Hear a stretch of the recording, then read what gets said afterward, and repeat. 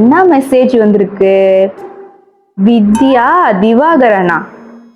வித்யாக்கு கல்யாணமா? போன் பண்ணி கூட கூப்பிட மாட்டா. இப்படி வாட்ஸ்அப்ல மெசேஜ் அனுப்பிச்சு விட்டா நான் ஏன் போன்? நானும் போக மாட்டேன். ஃப்ரெண்டுக்கு மேரேஜ். ஹலோ வித்யா, உனக்கு மேரேஜா? இப்பதான் குரூப்ல இன்விடேஷன் பார்த்தேன். Super super.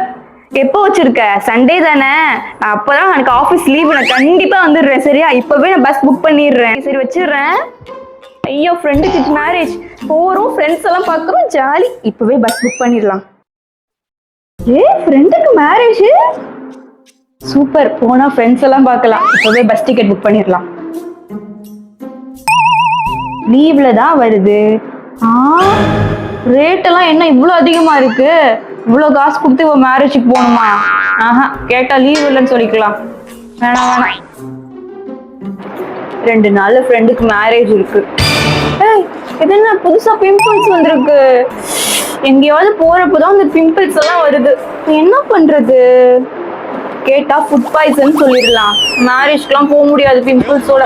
ஆமா, அதான் சரி.